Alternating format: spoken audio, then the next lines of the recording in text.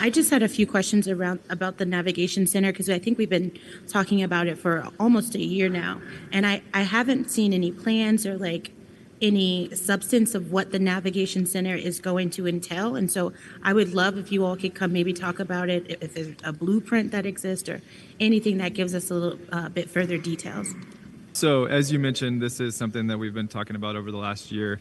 This grant comes from the state's House Bill 22-1378, which was a Denver Metro Regional Navigation Campus that was intended to help create opportunities to prevent and resolve episodes of homelessness, particularly for people experiencing unsheltered homelessness in our communities. And so last July or so, we submitted an application to the state about the Denver Metro Regional Navigation Campus that included 3 properties within that application. So the sort of centerpiece of that plan was the 4040 Quebec site, the former Doubletree Hotel. Another site was the 4595 Quebec site, which is owned by the Denver Housing Authority. And then the third site is the 12033 East 38th Avenue, which is the former Stay Inn Hotel, which will long-term become housing as a part of this plan. So in particular, what these funds allow us to do is obviously complete the transaction for the acquisition of the 4040 Quebec Street site. But as you know, having been to that site, there's really 2 parts of that very large facility. One side is sort of the residential side. You have 5 stories of non-congregate shelter hotel. Those operations are up and running. They're fully staffed. We've been operating those since January or so, and you've seen those. The other side of the building is what is the former large ballrooms, which will be utilized to offer more extensive services on the site that will not only be open to the guests of the non-congregate shelter, but also to broader guests of the community, so that when people are experiencing homelessness within our community, that is a place that they can go, quickly get connected to housing navigation so that they can be on a path to permanent housing, also access physical health and behavioral health care services. And so that is a portion of this plan of the navigation campus that we have not yet activated. Acquiring the site will help us to really take the next steps to move that forward. And I hear you also asking for a more detailed plan. We'd be happy to come back and present on that in safety committee or whatever the appropriate place to do that is, to talk more in depth about the plan and how it will unfold as it moves forward in the next year. So pending the approval of these in council today, what would be the timeline when you all would start to work on like the logistics of what that that space actually looks like? So many of those services were already included in the 2024 contract with the Salvation Army at that site. But they're not up.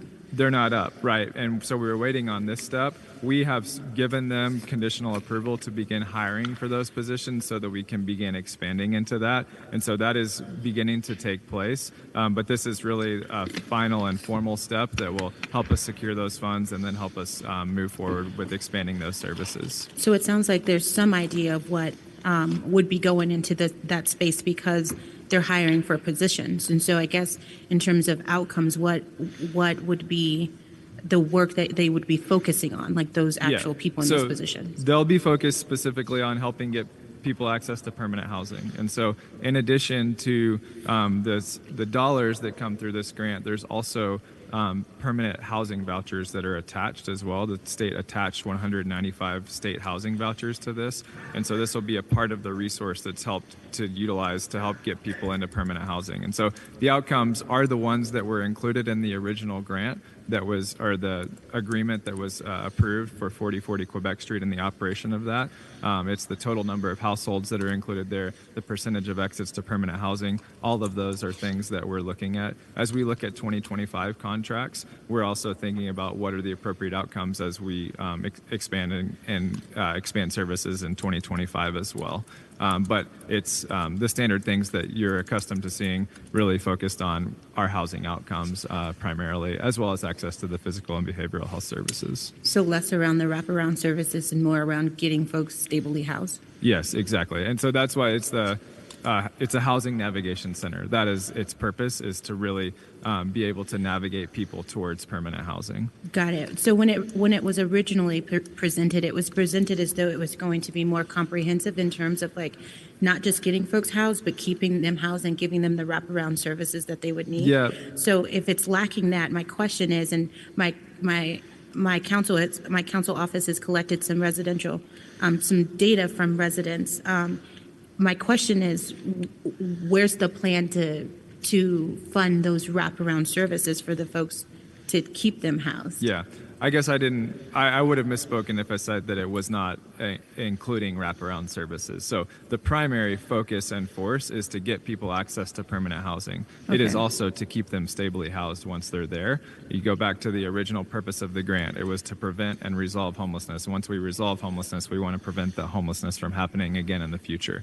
And so this does include physical health services, behavioral health services that will be provided. But what I'm trying to articulate is that you're familiar with the existing non-congregate shelter operation. Mm-hmm. This is the operation that's more of services that are available to the broader community, even if you're not living within that 5-story non-congregate shelter hotel. You can walk up to this front door, you can talk to a housing navigator, you can get connected to the services that you need in our community to be able to have broader access to permanent housing and the supportive services that needed to sustain that.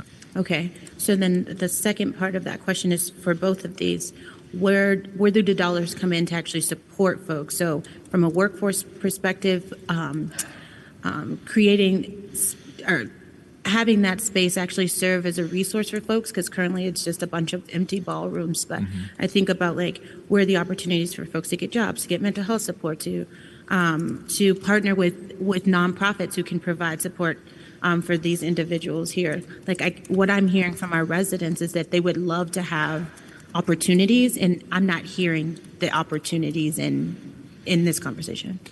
So that's exactly what this is intended to provide, is additional services on the site, additional opportunities. Those were already funded within the original grant or contract agreement with the Salvation Army. This is the grant dollars that we're receiving from the state that will help us purchase the building from Rocky Mountain Communities and own it forever. And as we move forward, we will be able to expand those services that are already contracted in the existing agreement. Okay, so maybe I should be asking about the Salvation Army contract, because the last time we went there, just a few weeks ago, there was nothing except for the church that you all showed us. There was nothing up and running. And so I hear you saying that the dollars are there and that they've been provided through the Salvation Army contract, but also when I go there and see the actual space, it's lacking. Yeah, so those have not been offered yet. We have now provided approval for them to begin hiring for that. And those services will be expanded. There was a bit of a let's wait, make sure we have the dollars coming in from the state. Let's make sure that we can accept those. Let's make sure we can close on the building. There was also some sequencing around some of the construction that needed to take place and how that was going to happen under RMC versus how it might happen in the future after an acquisition. But we have now given Salvation Army approval to go ahead and hire for those positions and begin expanding those services. Great. I look forward to updates in safety. Yeah, of course. Thank you. Appreciate it. Thank you, Madam President.